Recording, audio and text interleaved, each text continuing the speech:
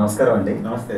Super star Krishna గారు నటించిన దొంగల వేట ఈ సినిమా విశేషాలు ప్రేక్షకులతో పంచుకోమని ప్రార్థిస్తున్నాను. చాలా పాత సినిమా ఇది. 1978 జూలై 14th రిలీజ్ అయింది. ఈ సినిమా ఇంకా అని చెప్పేసి హిందీలో వినోద్ ఖన్నా, విజయ్ సిన్హా వాళ్ళు నటించిన సినిమా. యాక్చువల్గా 1978 ఆ పరిస్థితి ప్రాంతాలకు వచ్చేప్పటికి హిందీ రీమేక్స్ మీద పెద్ద ఆసక్తి తగ్గింది. ఎందుకంటే సౌత్ ఇండియాలో హిందీ మూవీస్ని చూడటం ప్రారంభించారు. కలెక్షన్స్ కూడా వస్తాయా రావా అనేటువంటి సందేహం కూడా ఉన్నట్టు సమయంలో ఈ సినిమా తీయడం జరిగింది. యాక్చువల్గా సూపర్ స్టార్ కృష్ణ సినీ కెరీర్లో 17 హిందీ సినిమాలని రీమేక్ చేశారు. 90% పైగా సక్సెస్ రేట్ ఉంది. అంటే అంత గొప్ప విజయాలు సాధించినటువంటి వ్యక్తి అయినా ఇది పూర్తిగా ఇన్వెస్టిగేషన్ ప్రాసెస్ లో నడిచేటువంటి సినిమా, క్రైమ్ థ్రిల్లర్. ఈ విషయంలో చెప్పుకోవాలంటే కృష్ణ, జయప్రద ఈ సినిమాలో చాలా అందంగా కనిపిస్తారు. అంటే మిగతా సినిమాలో అందంగా కనిపించడం కాదు, జయప్రదకి 16 ఏళ్ల వయసు ఈ సినిమాలో నటించేప్పుడు. అంతులేని కథ ఆ సినిమాకి వచ్చేప్పటికీ ఆవిడ వయసు 14 సంవత్సరాలు. కానీ ప్యాడింగ్ అది పెట్టి ఏం చేశారంటే కొంచెం పెద్ద వయసులో కనిపించేలా జాగ్రత్తలు తీసుకున్నారు బాలచందర్. ఈ సినిమాకి 16 సంవత్సరాలు, అంటే 16 ఏళ్ల వయసులో 16 ఏళ్ల సినిమా. అప్పుడు శ్రీదేవి ఎలాగున్నారో, ఎంత అందంగా కనిపించారో, జయప్రద ఈ సినిమాలో అంత అందంగా కనిపిస్తారు. కృష్ణ వయసు 35 సంవత్సరాలు. 35 సంవత్సరాలు చాలా అందంగా ఉన్నారు ఆయన కూడా. వాళ్ళిద్దరి జంట కనుక చూసుకుంటే చాలా అద్భుతం అని చెప్పేటువంటి అనిపించేటువంటి సినిమా ఇది. అంతకుముందు వీళ్ళిద్దరూ నటించినటువంటి శ్రీ రాజరాజేశ్వరి విలాస కాఫీ క్లబ్. ఈ సినిమా ఇద్దరు బాగుంటారు అందులో కూడా. కాకపోతే ఏంటంటే ఆ సినిమా అంతగా విజయవంతం అవలా. 1977 వచ్చేప్పటికి యమగోళ రిలీజ్ అయింది, అడవిరాముడు కూడా రిలీజ్ అయింది అంతకుముందు. ఈ రెండు సినిమాలు కూడా super duper hit, NT Rama Rao combination లో. కృష్ణతో కలిసి మంచి సూపర్ డూపర్ హిట్ ఇచ్చినటువంటి ఈ సినిమాని మాత్రం వాళ్ళ అభిమానులు ఎవరో కూడా మర్చిపోలేరు. తర్వాత కాలంలో అనేక సినిమాలు వీళ్ళతో కలిసి నటించారు. దాదాపు 45 సినిమాలకు పైగా ఈ జంట నటించి మెప్పించింది అంటే వాళ్ళు ఎంత అన్యోన్యమైన జంట స్క్రీన్ మీద అని చెప్పి మనం ఆలోచించవచ్చు. అలాగే ఈ సినిమాకి వచ్చేప్పటికి నేను చెప్పినట్టు క్రైమ్ థ్రిల్లర్. కేఎస్ఆర్ దాసు దీనికి డైరెక్షన్ వహించారు. కేఎస్ఆర్ దాసు క్రైమ్ సినిమాలు తీయటంలో దిట్ట. ఆయన ఎందుకు ఇంత క్రైమ్ సినిమాలు అంటే ఇంట్రెస్ట్ చూపిస్తారని దాని కూడా ఇప్పుడు అభిమానులకి చాలా మందికి తెలియకపోవచ్చు. కేఎస్ఆర్ దాస్ వాళ్ళ నాన్నగారు చెంచురామ అని చెప్పేసి నెల్లూరు దగ్గర వెంకటగిరిలో ఒక జమీందార్ దగ్గర ఆయన పనిచేసేవారు. ఆయన సూపర్వైజరు. ఆయన పని ఏంటంటే అక్కడ రెవెన్యూ తీసుకురావటం, అంటే పన్నులు ఏవైతే ఉన్నాయో వాటిని వసూలు చేయటం. ఈ ప్రాసెస్లో ఏమైందంటే కొంతమంది గ్రామస్తులు ఆ కుటుంబం మీద కోపం పెంచుకున్నారు, కక్ష కూడా పెంచుకున్నారు. ఆ పరంపరలోనే చెంచురామయ్య వాళ్ళ బ్రదర్ అంటే కేఎస్ఆర్ దాస్ వాళ్ళ బాబాయ్ కొంతమంది చంపేశారు. చంపేస్తే పోలీసులు ఇన్వెస్టిగేషన్ చేశారు, అంతకులు ఎవరో దొరకలేదు, వదిలేశారు అన్న భావన వాళ్ళ తండ్రికి ఏర్పరిచింది, అంటే కేఎస్ఆర్ దాస్ వాళ్ళ నాన్నగారికి. ఆయన ఏం చేశారంటే అప్పటికి 7 ఏళ్ల వయసు కేఎస్ఆర్ దాస్కి, కొడుకుని మెట్ట పెట్టుకొని తనే నేర పరిశోధన చేశారు, ఆధారాలు సంపాదించారు, అంతకులు పట్టుకున్నారు, పోలీసులకు అప్పచెప్పారు, శిక్ష పడేలా చేశారు. ఈ ప్రాసెస్ అంతా చూసినట్టు కేఎస్ఆర్ దాస్కి అసలు అపరాధ పరిశోధన అంటే బాగా ఇంట్రెస్ట్ కలిగింది చిన్న వయసులోనే. అందుకని ఆయన తీసినటువంటి సినిమాల్లో 96% అంతా కూడా క్రైమ్ సినిమాలే. మధ్యలో ఒక పౌరాణికం తీశారు, జానపదం తీశారు, కొన్ని కుటుంబ గాథా చిత్రాలు తీశారు, కానీ క్రైమ్ సినిమా అనేటప్పటికీ కేఎస్ఆర్ దాసే మనకి గుర్తుకొస్తారు. ప్లస్ ఈ సినిమాలో పాటలన్నీ కూడా చాలా బాగుంటాయి, మ్యూజికల్ హిట్ అనమాట. నా కనులే నీ కనులే అని చెప్పేసి ఆ పాట కూడా చాలా అద్భుతంగా ఉంటుంది. వచ్చిందమ్మా 17, పోయిందమ్మా 16, పుట్టినరోజు పండుగ నేడని ఒక పాట కూడా ఉంది. ఆ సినిమాలో 17 సంవత్సరాల కింద చూపించారు, కానీ నేను చెప్పినట్టు 16 సంవత్సరాలు జయప్రదకి. సంగీతం సత్యం. ఆ పాటని కూడా సెల్యులైట్ మీద చూస్తే ఈస్ట్మన్ కళల్లో ఇప్పటికీ కూడా ఇంత అద్భుతమైన జంట వీళ్ళిద్దరు అని చెప్పేసి మనకు అనిపిస్తుంది. పదే పదే చూడాలని కూడా అనిపిస్తుంది. యూట్యూబ్లో కూడా ఈ సినిమా అవైలబిలిటీ ఉంది.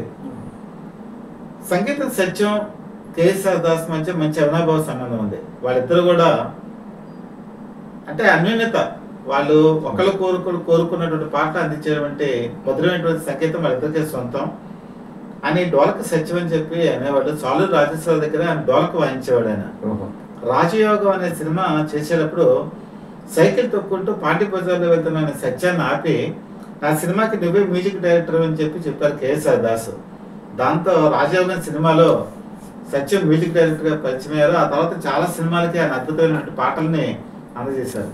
ఈ పాటలు కూడా దొంగల వేటలో మనం చూడొచ్చు. ఇంకా ప్రొడ్యూసర్స్ విషయానికి వచ్చేప్పటికి డోండే, బాబ్జీ, సాంబశివర ఈ ముగ్గురు కలిసి సినిమాలు తీయటం మొదలుపెట్టారు. దాన్ని త్రిమూర్తి ప్రొడక్షన్స్ అని చెప్పి పిలిచేవారు ముగ్గురు. ఈ ముగ్గురు కలిసి తీసినటువంటి సినిమాలు పరంపర నేను చెప్తాను. భలే దొంగలు, అది కూడా హిందీ సినిమాకి రిమేకే. దొంగకి దొంగ, నేను చెప్పినట్టు దొంగల వేట, తర్వాత దొంగల బాబాయ్ దొంగలు, ఇలా చాలా సినిమాలు తీశారు. అంతా దొంగ అని చెప్పి అనేవాళ్ళు.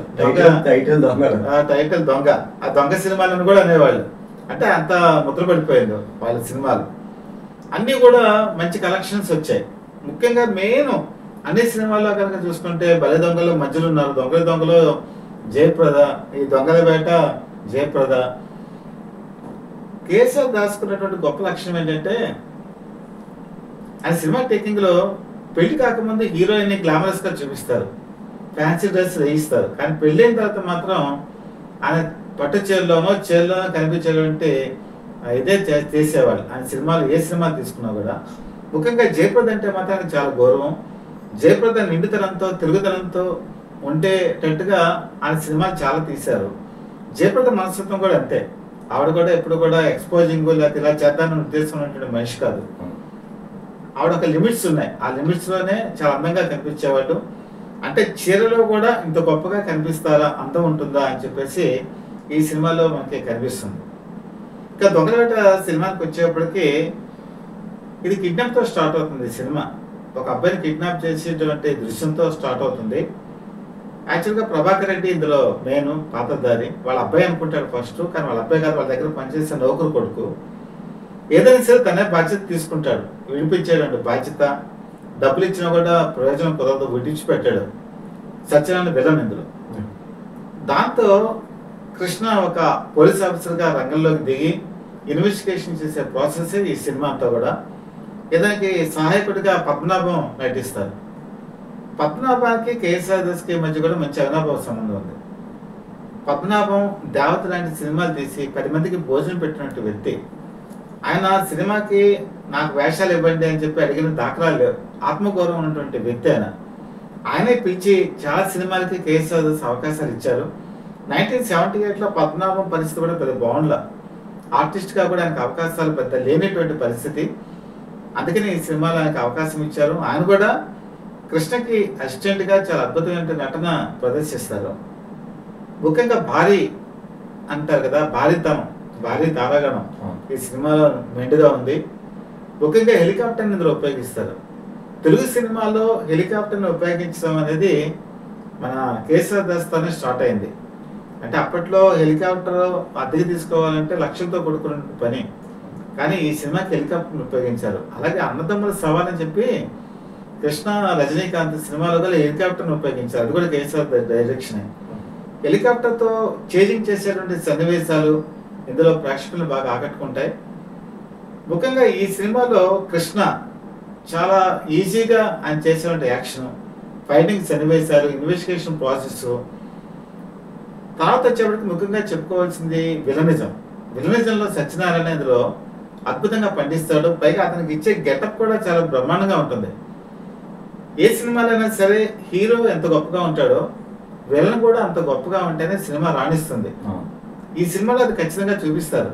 ఎందుకంటే కృష్ణ వేసే ఎత్తుల్ని ఎప్పటికప్పుడు చిత్తు చేస్తూ దొరికినంటే దొరికి తప్పించుకుంటూ ఉంటాడు సత్యనారాయణ.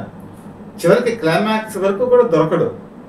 దాంతో అతను తెలియదేంటంటే అంటే మనం అర్థం చేసుకోవచ్చు. పైగా అతను టెలిఫోన్ చేసి ఒక విధంగా నవ్వుతూ వికటాటహాసం అంటారు కదా, అలా చేస్తూ బెదిరించే సన్నివేశాలు ఈ సినిమాలో చాలా కీలకం. సత్యనారాయణ నట విశ్వరూపాన్ని ఈ సినిమాలో చూపించారు. దానికి తగ్గట్టుగానే కృష్ణ అందరికీ తెలుసు అని హీరోయిజాన్ని కూడా టాప్ లెవెల్కి తీసుకెళ్ళినటువంటి సినిమా ఇది.